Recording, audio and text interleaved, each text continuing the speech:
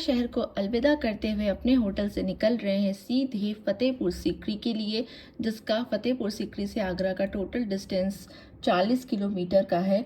और यहाँ की तंग गलियों से होते हुए, हाईवे से होते हुए पहुँच गए हम फतेहपुर सीकरी। तो आप ये रोड ट्रिप वाले ब्लॉग में मेरी देख सकते हैं पूरा रूट।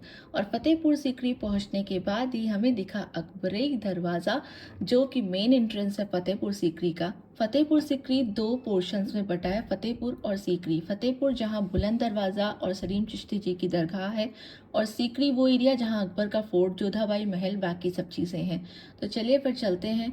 यहाँ हमें मिल गई है पार्किंग, तो यहाँ हम अपने कार को पार्क कर रहे हैं। और आगे भी पार्किंग आपको मिल जाती है, कुछ गुलमोहर पार्क करके उस जगह। Hello guys, welcome back in my channel and I am Shraddha. और आज मैं जा रही हूँ फतेहपुर सीकरी घूमने। तो चलिए मैं आपको पूरा फतेहपुर सीकरी का टूर कराते हैं।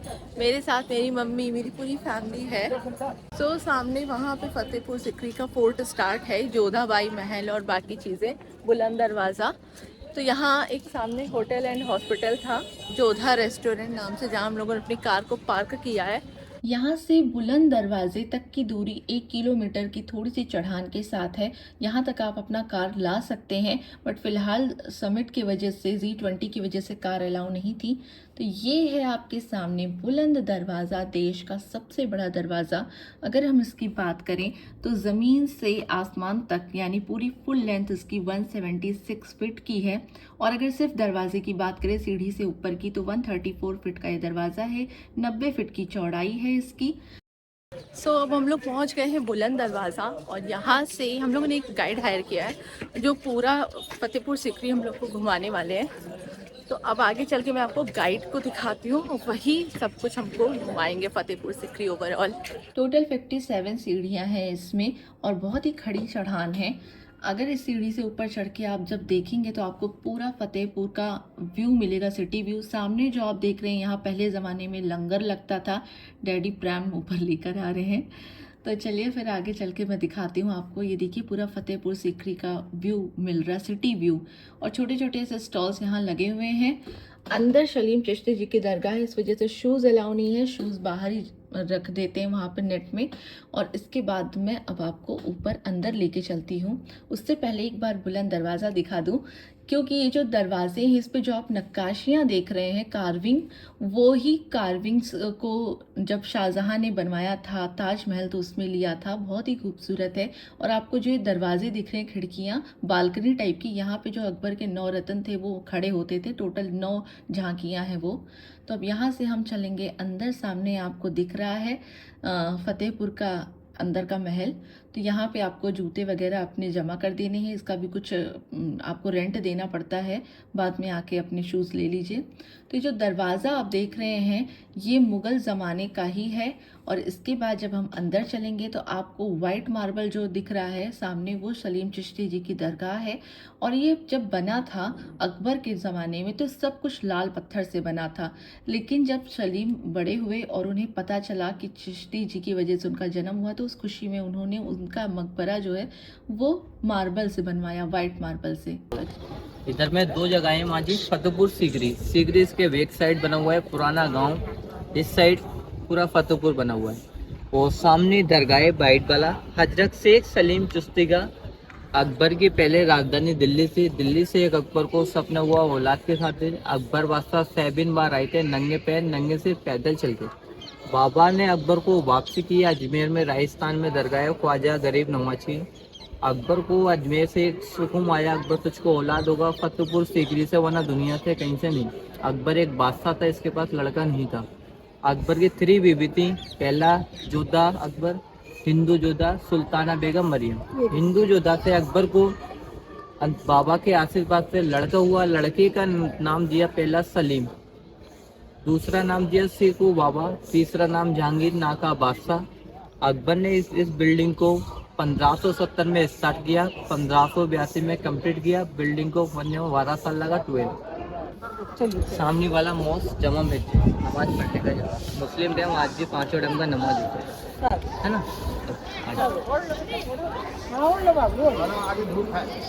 आद्यंत प्राइम में आ गए हैं नानी दादी के साथ। वाह, कितनी प्यारी लग रही हैं ये बर्ड्स।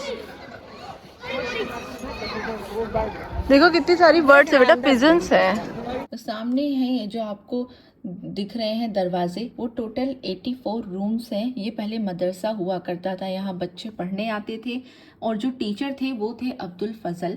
तो अभी तो ये रूम बंद है सारे। और इसके ऊपर जो आपको ये मीनारें दिख रही हैं छोटी छोटी सी, ये भैया जी थोड़ा साइड में हो जाए तो ये मीनारें जो हैं, यहाँ पहले चिराग जलती थी, मशालें। और ये है सामने आपके जामा मस्जिद। तो जामा मस्जिद के अंदर मैं नहीं जा रही हूँ, तो एक बार मैं आपको और जामा मस्जिद दिखा दूँ, यहाँ से होता था। और ये है सलीम चिश्ती जी की दरगाह, इसके भी अंदर मैं नहीं जा रही हूँ। और इसमें आप चाहें तो अपनी खुशी से चादर, फूल या जो भी चढ़ा सकें। और आगे आपको दिख रहा है, यहाँ से पहले सब वो करते हैं नहीं, हाथ पैर मुंह धो के जाते थे, ये वो जगह है। और इसके बाद इधर जामा मस्जिद है। और दूसरी तरफ आप अगर देखेंगे तो ये आपको ज़मानत खाना है, मतलब यहाँ पे जो चिश्ती के ख़ानदान की हैं उनकी मकबरे बने हुए हैं। जेंट्स लोगों के बाहर हैं, लेडीज़ लोगों के अंदर बने हैं। और वहीं से वो टनल भी है जो आगरा तक जाती थी। तो अब हम लोग बुलंद दरवाज़ा से आगे जा रहे हैं जोधा भाई महल में, यानी जो इसका महल है फतेहपुर सीकरी का फोर्ट, वहाँ पे। तो हम लोग यहाँ आ गए हैं फतेहपुर सीकरी के फोर्ट में, जहाँ पे आपको जोधा भाई का महल और जितने भी हरम्स हैं यहाँ के, वो सारी मैं आपको दिखाने वाली हूँ। ये है सामने जोधा भाई का महल। हम लोगों ने पीछे से एंट्री ली है थोड़ा कंफ्यूजन की वजह से। तो सबसे पहले हम लोगों को जोधा भाई जी का महल दिखा। ये मुगलिया डिज़ाइन और Jaipuri design, I mean Rajasthani design मिला के बना है। तो जो दो खिड़कियाँ आपको दिख रही हैं वो राजस्थानी डिज़ाइन की है। ऊपर जो गुंबद दिख रहा है वो मुगलिया डिज़ाइन का है। तो चलते हैं अंदर जोधा भाई जी के महल में। और ये सिकरी का सबसे बड़ा महल है। जोधा भाई जी का महल सबसे बड़ा बनवाया था अकबर ने, क्योंकि वो मरियम उज जमानी थी, उन्होंने सलीम को जन्म दिया था। तो चलते हैं यहाँ से, जो मेन एंट्रेंस है यहाँ से जाते हुए, उस टाइम पे जोधा जी यहीं से अंदर जाती रही होंगी। और इसके बाद पूरा महल अब शुरू होता है। और ये पूरा जो महल है वो हिंदू डिज़ाइन से, यानी हिंदू शैली से बना है, बहुत ही खूबसूरत। मैं आपको दिखाते चलूँगी आगे भी। ठीक एंटर करते सामने जो आपको दिख रहा है वो है कृष्ण जी का मंदिर, जोधा भाई जी का। और इस साइड में है और उस साइड में समर पैलेस और विंटर पैलेस, यानी बीचों बीच में आपको मिलेगा मंदिर। ये जो आप देख रहे हैं वो है विंटर पैलेस। और यहाँ मंदिर के ठीक सामने पहले यहाँ तुलसी जी का पेड़ हुआ करता था, बट अब तुलसी जी का पेड़ यहाँ नहीं लगा, या गुड़हल का पौधा लगा हुआ है। तो इसके बाद अगर हम आगे बढ़ते हैं तो ये आपको मिलेगा मंदिर। और साइड साइड में जो रूम्स आपको दिख रहे हैं वो यहाँ के पहले की दासियों के लिए कमरे रहे होंगे। ये है जोधा जी का समर पैलेस, गर्मियों में जोधा जी यहाँ रहती थी। ये निकास द्वार था, मतलब जहाँ से हम आए हैं वहीं से हमें वापस जाना है। और ये है इनका विंटर पैलेस, यानी जब सर्दियाँ होती थी तो जोधा वहाँ रहती थी। और ये है समर पैलेस। तो यहाँ पे क्या था कि बना दोनों एक जैसा ही है, बट इसमें झरोके थे। इसके पीछे मोती झील बनवाई थी अकबर ने आर्टिफिशियल, तो उसके वजह से और पीछे झरोकों की वजह से काफ़ी ठंडी हवा वहाँ आती थी। तो समर में इस वजह से जोधा जी वहाँ रहती थी। ये समर पैलेस है। और विंटर पैलेस जो है वहाँ कोई झरोखा नहीं, वो पूरा क्लोज है। तो वहाँ पे ऑब्वियस सी बात है, हवा नहीं थी तो गर्मी होती होगी। तो ये उनका विंटर पैलेस है, यहाँ पे कोई झरोखा नहीं है। अब हम चलते हैं सीधे मेन अट्रैक्शन जो यहाँ का है, कृष्ण जी का मंदिर, उसके अंदर। तो देखिए ये पूरा पिलर पे एक खड़ा हुआ है, बीचों बीच में जितने सारे पिलर्स हैं, और उन पिलर्स पे हिंदू शैली की सारी डिज़ाइन दी गई है। मैं आपको भी दिखाती हूँ। तो ये देखिए यहाँ मंदिर पे जो आपको ये छोटे छोटे दिख रहे हैं झांकियाँ बनी हुई हैं, वहाँ पे पहले हर झांकी में भगवान जी की मूर्ति हुई करती थी। वो ये पिलर से बीच में जो बने हैं, तो ये सारी जो झांकियाँ हैं इसमें पहले भगवान जी की मूर्तियाँ होती थी। बीच में जो मचान जैसा दिख रहा है, यहाँ राधा कृष्ण जी की मूर्ति थी उनकी। और इसके बाद साइड में दोनों जगह पे, इस साइड में उस साइड में, आमने सामने ठीक कमरा बना हुआ है। पूजा कमरा था, मतलब जो पूजा की सामग्री होती रही होगी वो वहाँ रखती थी। अब आप खम्भे पे देखें तो ऊपर घंटी है, नीचे चक्र है, ये त्रिशूल डिज़ाइन है, और उस सबसे नीचे शंख और कलश की डिज़ाइन है। तो ऐसे ही ये पूरे महल में यही डिज़ाइन है, हर पिलर्स पे और हर जगह पे। तो ये सब दासियों के कमरे थे बगल बगल में। और मेन अभी ऊपर जाना अलाउ नहीं है, पता नहीं क्यों बंद कर रखा टूरिस्ट की वजह से। तो अब ये तो था जोधा जी का महल। अब हम यहाँ से बाहर निकलते हैं और जोधा जी का, जब आप जयपुर में जाएंगे तो उनका नाम हरका बाई था, यहाँ आने के बाद उनका जोधा पड़ गया नाम। और ये आप देख सकते हैं, ये सारी जय सब राजस्थानी डिज़ाइन की हैं बालकनी।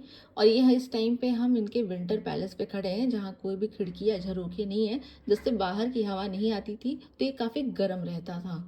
तो यहाँ पे भी सेम डिज़ाइन है, हर खम्भों हर झांकियों पे राजस्थानी और हिंदू शैली की पूरी डिज़ाइन मिल रही है।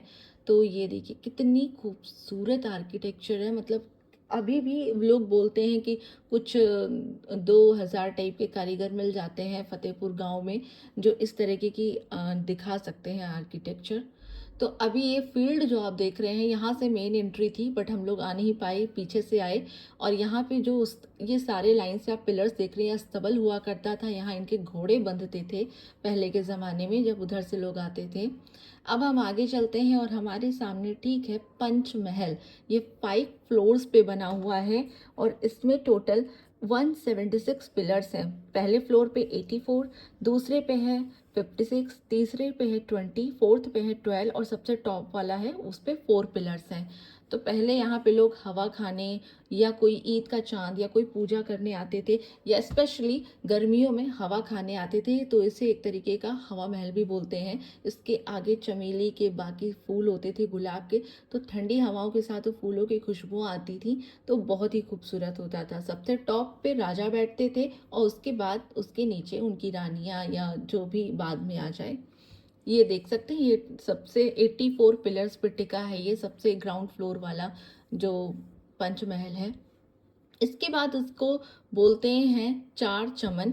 यहाँ जो बीच में आपको टेबल दिख रही है, वहाँ तानसेन बैठते थे और यहाँ 4 रास्ते थे, नीचे पूरा गुलाब जल भरा होता था। ये 4 चमन एरिया है। उसके सामने जो आपको दिख रहा है वो है स्वप्न महल, वहाँ राजा रानी का बेडरूम हुआ करता था। और ये जो झांकियाँ दिख रही हैं, तो यहाँ राजा और रानी बैठ के जब तानसेन जी राग छेड़ते थे तो उसका लुत्फ उठाते थे। और ठीक इसके सामने ये है रुकैया महल, यानी अकबर ने अपनी रुकैया बेगम के लिए महल बनवाया था, सबसे छोटा बट सबसे अच्छा बनवाया था। इसमें शीशे वगैरह जड़े थे, तो इसको शीश महल भी बोलते थे, लेकिन अब कुछ रह नहीं गया है, खंडर टाइप का हो गया है। तो ये पूरा एरिया से जब हम निकलेंगे तो ये पूरा फील्ड आप देख रहे हैं, पंचमहल के ठीक सामने राजा रानी यहाँ बैठ के चौसर खेलते थे। और वो आप जो देख रहे हैं सामने, वो दीवाने आम है, वहाँ आम लोगों की जनता लगती थी, दरबार। और ये जो आप देख रहे हैं, ये दीवाने खास है। यहाँ जब बोल सकते हैं इस महल का पार्लियामेंट है, कुछ भी डिसीज़न लेना होता था तो यहाँ पे राजा और उनके नौरत्न बैठ के लेते थे। ये महल आप देख रहे हैं, इसको खजाना महल बोलते हैं, इसमें सारे इनके खजाने रखे होते थे। उसी के ठीक सामने दीवाने खास है। तो एक बार मैं दीवाने खास में आपको चल के दिखाती हूँ कि कितना प्यारा लगता है अंदर से देखने के लिए। हालांकि सिकरी फोर्ट जो है वो पूरा का पूरा बहुत ही प्यारा है। तो ये देखिए, यहाँ पे दीवाने खास के अंदर बीचों बीच एक पिलर है। तो यही वो जगह है जहाँ बैठ के अकबर ने दीन इलाही धर्म की शुरुआत की थी। बीच में अकबर बैठते थे, साइड साइड में उनके नौरतन जो थे वो सारे बैठते थे, यानी जैसे अब्दुल खाने खानम और मान सिंह और तानसेन और भी बहुत लोग। तो इस पिलर पे हर धर्म की नक्काशी की गई। ऊपर जो डिज़ाइन दिख रहा है वो जैन धर्म का है, फिर पार्शियन है, फिर इसी तरीके से हर एक की जो आपको पूरा डिज़ाइन दिख रहा है, नीचे कलश का है। तो हर धर्म का एक स्ट्रक्चर लेके इस पे नक्काशी की गई थी। तो ये तो था आपका दीवाने खास, जहाँ इनकी खास खास बातचीत होती थी। उसके ठीक सामने जब हम आएंगे तो जो आपको पॉन्ड एरिया दिख रहा है, यहाँ पहले वाटर हार्वेस्टिंग होती थी, मतलब जो भी पानी होता था इकट्ठा करके प्यूरिफाई करके महल के काम आता था, महल के यूज़ में। तो ये वो एरिया है। तो ये तो था दीवाने खास। इसके ठीक सामने उस दरवाजे से जब आप बाहर जाएंगे तो आपको दीवाने आम का ही एक और हिस्सा मिलेगा। जैसे राजा अगर किसी मुजरिम को सज़ा सुनाते थे तो हाथी से उसका सर कुचलवा दिया जाता था, तो वो उस दरवाजे से वो पूरा ओपन एरिया वहाँ है। तो ठीक है, ये दीवाने आम। तो ये है दीवाने खास। ठीक सामने खजाना महल, ऊपर आपको 5 मंजिल की पंचमहल दिख रही है। तो फतेहपुर सीकरी का जो फोर्ट था वो हम लोग जोधाबाई का महल वो पूरा घूम के आए, हमारे पीछे है। और अगर ठीक उसी से सामने वहाँ बुलंद दरवाज़ा है और सलीम चिश्ती की दरगाह है, तो ये दोनों आमने सामने हैं। तो ये हम लोग पूरा विजिट करके आए हैं। तो गाइस अब हम लोग यहाँ से निकल रहे हैं वापस जयपुर के लिए। वो आपको रोड ट्रिप वाले ब्लॉग में मिलेगा। जब आप यहाँ आएंगे इतने सारे आपको गाइड्स और पता नहीं क्या क्या मिलेगा। बार्गेनिंग बहुत ज़्यादा यहाँ बार्गेनिंग चलती है। छोटे छोटे हैंड क्राफ्ट्स देते हैं, नेकलेस और बैंगल्स के। मस्त बार्गेनिंग करिएगा। 500 350 की चीज़ 30 और 50 पे लेके जाते हैं। इसके अलावा गाइड्स 50 रुपए में बेवकूफ़ बना के सिर्फ बुलंद दरवाज़ा घुमा देते हैं। अगर आप यूट्यूब के वीडियोस देख लें या मेरे वीडियोस देख लें तो आपको यहाँ आके गाइड की ज़रूरत ही नहीं है। सब कुछ आप खुद से घूम सकते हैं, वो भी विद फुल ऑफ नॉलेज। तो यहाँ गाइड करने की ज़रूरत नहीं है और इन लोगों से थोड़ा बच के रहना।